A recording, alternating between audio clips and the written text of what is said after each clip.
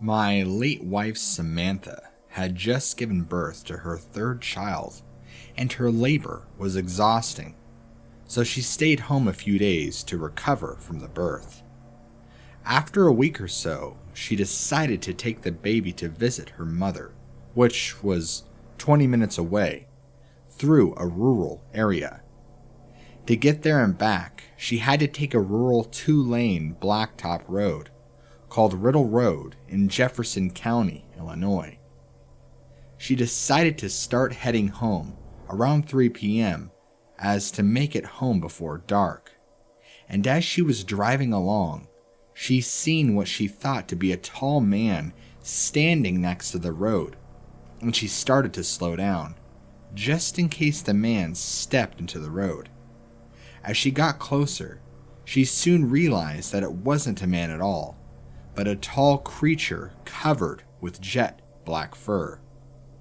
This shocked her, and as she came upon the creature, she slowed her car down almost to a stop, thinking it was someone wearing a really well-made Halloween costume, since it was mid-October. But immediately, it was clear that it was not a costume at all. She said the creature was around 7 feet tall with jet black fur and yellowish golden eyes, and standing on dog type 2 legs. She went on to say it was like a bodybuilder, and she could see its extremely muscled body through the thinner areas of fur. She said that it had hands with long fingers instead of paws. She stopped within 20 feet of this creature due to the pure shock of seeing it there standing next to the road. She could see its breath in the cold air, and its fur was moving with the wind, and it, without a doubt, was a living, breathing animal. She and it just stared at each other for what she said felt like 20 minutes, but was more likely less than a minute or two. Finally, she said it smiled. Yes, it smiled at her, and that was more than she could handle, and she pushed the pedal to the metal, as they say. She looked in her rearview mirror, and as she drove away, she said that it walked on across the road and into a cornfield on the opposite side. And yes, it walked on 2 legs. I know the story sounds fake, and it doesn't matter if anyone believes it. But if you knew her and heard her tell you the exact same story over and over again without any changes to it, you would probably think twice about taking Riddle Road alone.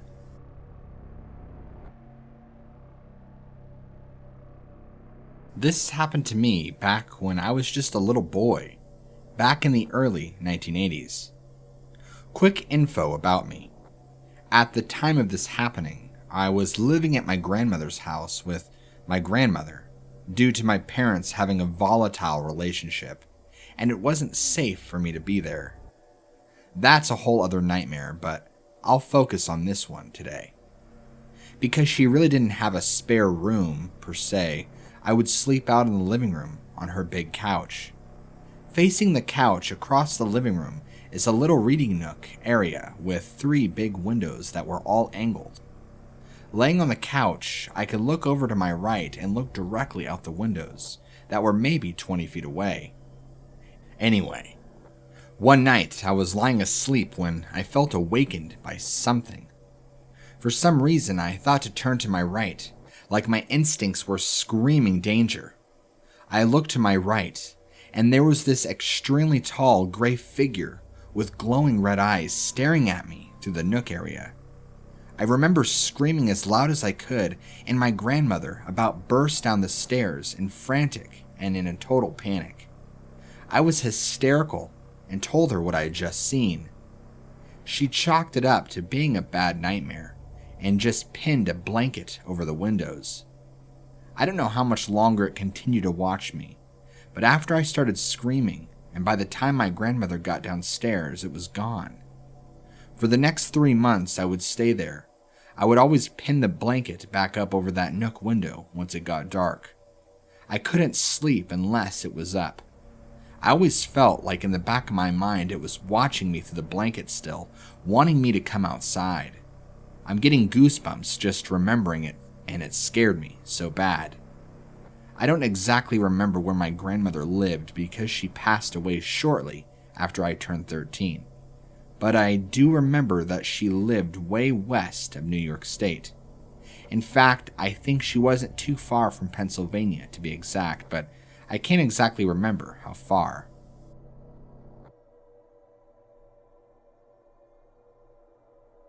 Date 2015.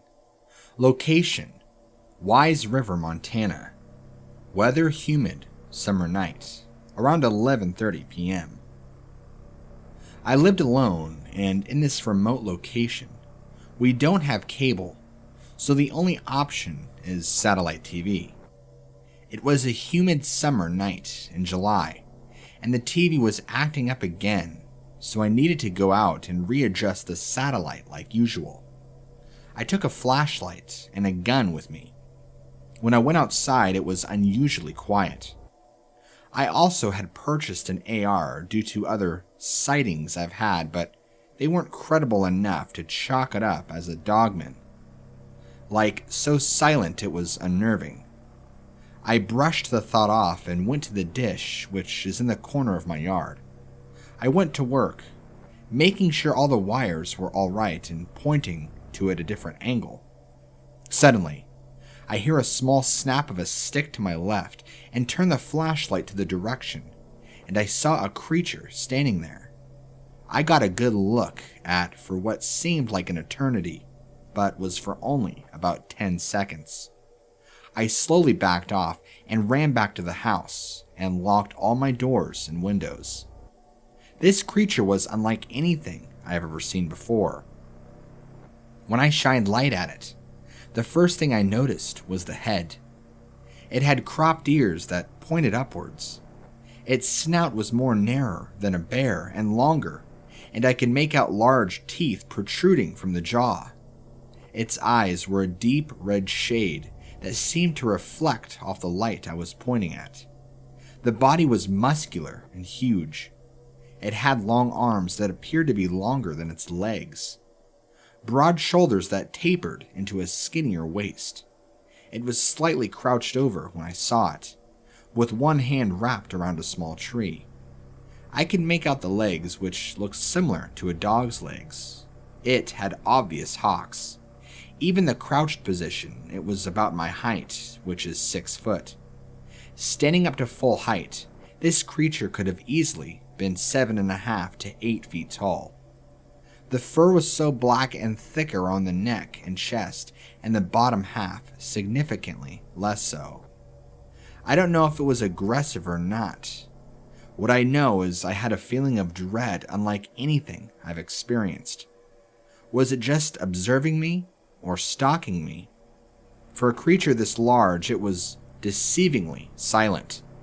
It got within 15 yards of me without me noticing. All I knew was I needed to get out of there and not find out. I don't live on the property anymore, but after the event, I never had another face-to-face encounter.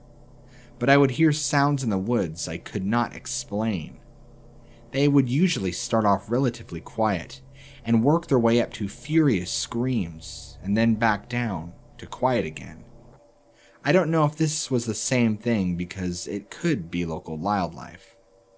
The location this encounter took place is 61720 Montana Highway 43 Wise River, in case you want to search up the location on Google Maps.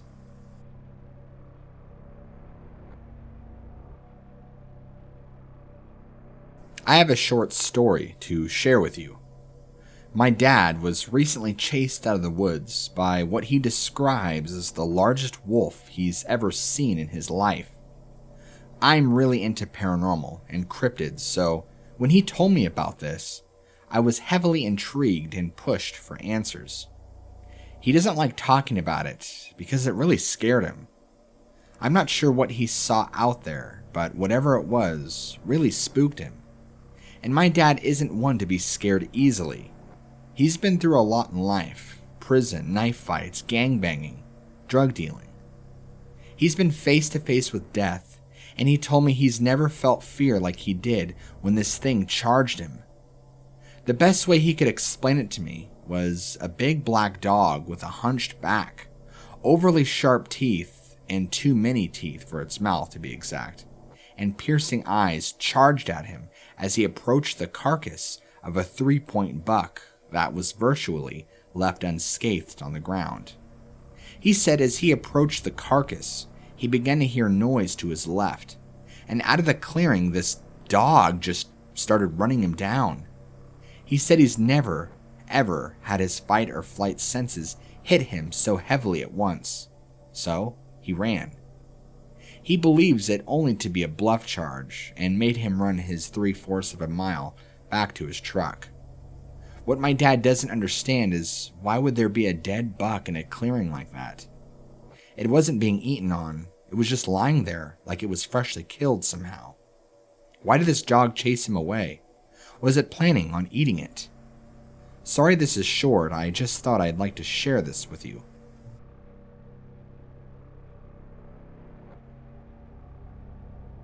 Howdy everybody. My family has a fairly strange relationship with the Dogman in the southeastern region of the United States. I've always lived around MD, but my family originally started off in Louisiana. My family were, as my grandpa put it, carne entrepreneurs. Best way I can put his accent into text. Anyway, our family arrived from Cuba and started our little carnival act, which I'm happy to say isn't still in action, around 1898. They would travel throughout the South, performing and doing work on defunct plantations and farms. During this time, my well, you get the point, grandfather came into contact with a local Native American tribe. He never really talked about it, but shortly after my family started having contact with Dogman. My grandfather, back when they were still traveling with the carnival, talked about seeing the beast walking around their camps at night. He has a bunch of stories that I might talk about later, but he suffers from dementia pretty heavily, so you'll have to take them with a grain of salt. My dad worked for a while in the telephone industry, putting up poles. He was up doing maintenance one night on Gambrel Mountain. As he was driving back down the mountain, he saw about 3 dogmen running alongside his truck and staring at him through his windows. My experiences are a bit more involved. I've been hunting in the mountains around where I live for quite a while now, and every time I head out I see one of them. Typically, they're just off in the distance, or just walking around the riverbanks fetching water. I wanted to know if anybody else has any sort of explanation as to maybe why they seem to be following my family around.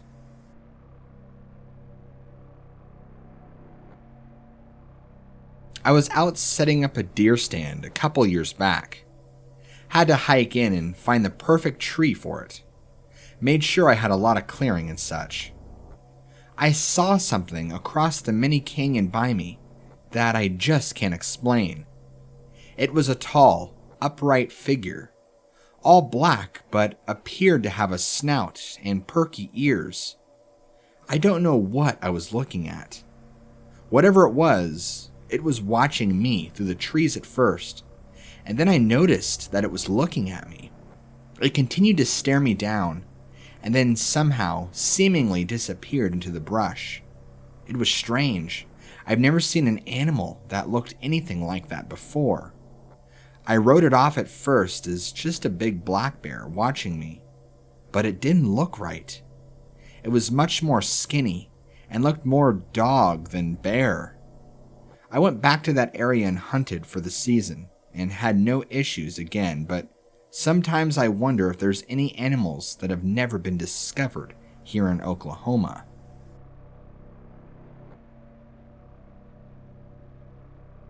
This happened when I was much younger. I'd have to ask my parents when the camping trip happened just to tell you how many years ago it was, but I could assure you it was at least a decade. Now I'm going to use some questionable words for describing the location. Words like wooded and wilderness reserve, because I don't know the best words for these things. Around a decade ago, a friend from church asked me to join his family on a camping trip to a wilderness reserve called Oasis State Park. Of course, since this was my best friend and his family, and they had always been nice, I said yes. Up until that point, I had only camped rarely, so the prospect of camping with a friend and his family seemed absolutely amazing. So we began preparing for a weekend when I wasn't busy. I got my own tent, my own sleeping bag, and all my own supplies. Once all that was gathered, the father of the friend came and picked me up, and my parents waved me off. There are quite a few things I remember from that trip. The amazing hostile yet beautiful New Mexico countryside, the plateaus, and the campsite. The New Mexican wilderness isn't something a lot of people fantasize about camping in, at least not so far as I know. But Oasis State Park is different. The camping plots are all nice, even if the best are always taken. There's a pretty lake, lots of wildlife, and I hate to admit, more trees than I have ever seen in town. Yeah, I know nobody thinks of multitude of trees when they think of New Mexico, and for good reason. They aren't the most common occurrence in the plains unless planted by people. Regardless, Oasis has enough for me to just use the term woods for the sake of brevity. So, anyway, we found ourselves a plot and began setting up our tents. By afternoon, the tents were set, and me and my friend ditched his so boring younger sister in favor of exploring the park. The memories are fantastic. We found a snake by the lake and watched it drink from the water before slithering off quickly. We explored a place I remember was very sandy. We watched a roadrunner doing its thing. We played all day after lunch and saw so many amazing things that by the end of the day, I never would have thought anything could have gone wrong.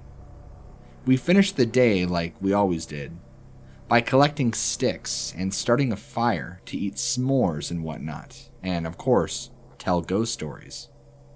None of the stories were scary, probably because me and my friend were kids, and his sister was even younger, and his father was the lead singer at our church.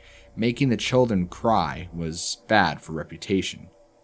So, by ghost stories, I mean little jokes of stories designed to make us giggle more than cry.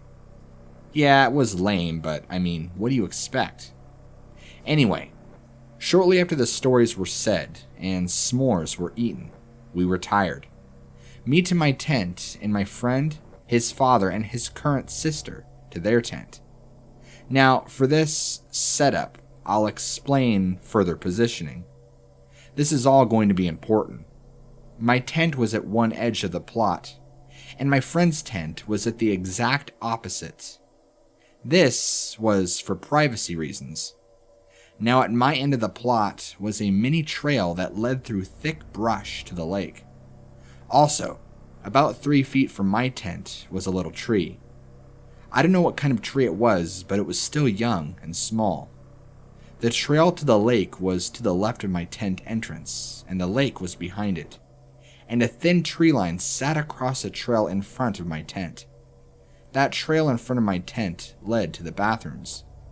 So, I went to bed without a single bit of fear, and before I did, I went ahead and urinated on the tree outside my tent just because of laziness. Screw the 2-minute walk to the bathrooms when nature's toilet was outside. So, I finished closing up my tent for the night and climbed into my sleeping bag, just ready to go to bed. I don't know how long I slept, but when I woke up I had to use the bathroom, and it wasn't the kind of potting I could do on a tree, or at least not reasonably. So I, not being a moron who'd wander through the dark, grabbed my little lantern. I flipped on my LED lantern and I unzipped the inner flap of my tent before the outer, as if that little nylon net could protect me from what I was about to see. Now, I should mention to you that outside of the cities in New Mexico, it's quite common to hear coyote howls. It's a nightly occurrence when camping, actually. Heck, even up in a little village like Logan, you can hear the howls from your bedroom. It isn't so unnerving when you're in a house, but when you got some flimsy nylon walls to protect you and that's it, well, it isn't the most comforting sound.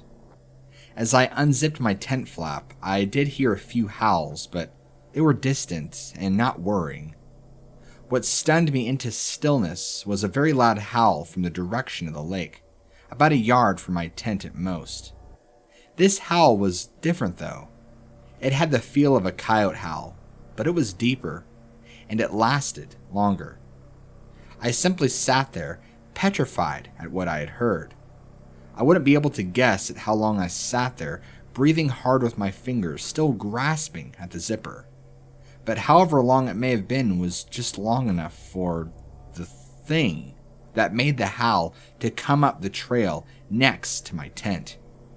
Suddenly, I heard the crunching of claws on dirt, and after that, claws on the rocks that made our camping plots. Then I saw the largest shadow made by a living creature that little kid me had ever seen.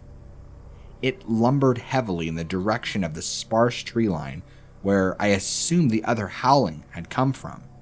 But before it got past the tree I urinated on, it stopped. I realized only then that I was both lit like a candle and had not been trying to silence my heaving breathing. By then it was too late, as that hulking thing lumbered over closer to the tree and into the light of my lantern. As dim as the little LED light was at that distance, it was just barely enough to make out details. I'd like to note a very few important details that stuck out to me as odd. It had roughly the fur coloring of a coyote, but that classic Dogman head shape with the tiny pointed ears too small to make sense. It also made strange noises as it lowered to all fours in front of my tent. Popping sounds like joints rubbing together, as I can only assume its knees busted out of their standing joints and fell into different joints to support all fours. It briefly ignored the very obviously frightened kid, me, in my tent, as it snipped the tree I had urinated on earlier. The breasts were similar to a dog's, but longer and far deeper, almost like a horse's. Then, that thing turned to me and stared straight into my eyes. Its eyes didn't glow. They didn't peer into my soul, but they were unbelievably unnatural. Above all the things I saw in those eyes, I saw a predator. Have you ever been in a position where you made eye contact with a beast you know is stronger than you? Something you know could just slaughter you, and you know it knows that you know. Just looking for seemingly so damn long that I thought for sure I'd just be a bloody stain by the time anyone reached my tent. Screaming would get me nowhere. I doubted a gun would even hurt this thing. But despite every feeling in my gut, despite the dread of knowing it was a predator and I was prey, I didn't die. Instead it turned, slowly, ever so slowly, and just sprinted off into the woods. Just gone into the night faster than it came. I have one personal friend who knows, and he jokes that made it was my piss on that tree. Like I marked my territory or something dumb like that. Or maybe it just wasn't hungry. Or, most improbable, it had just enough morals to not kill a kid. I'll never really know. Needless to say, I don't go to the bathroom. I just put my lantern away, closed my tent flap, and held it in all night. I don't remember sleeping that night. I might have, I might not. But if I did, it was dreamless. I do remember that I tried to hide this experience the next day, asking if my friend and his family heard any howling. While they did hear the howling, they told me they just ignored it, thinking it was a coyote doing coyote stuff. I was encouraged to just ignore it as if I was a city kid who had never heard a coyote howling before. The next day, I stayed as close to my friend as possible while exploring and had nearly forgotten the encounter by lunch. Somehow, the safety I had been feeling during the day put the beast out of my mind, until we found tracks in that super sandy place. Coyote tracks. I think seeing those tracks confirmed to me that it wasn't just some dream. And because of that, I showed enough fear that night to convince my friend's family to let me sleep in their tent. Even in the comfort of a warmer tent, and in the presence of an adult and 2 other people, I still couldn't sleep that night. I'd nearly drift into sleep and then I'd hear a howl. The next day I pretended to be sick and got my mother to drive up and take me home a day or 2 early. Worst camping trip of my life.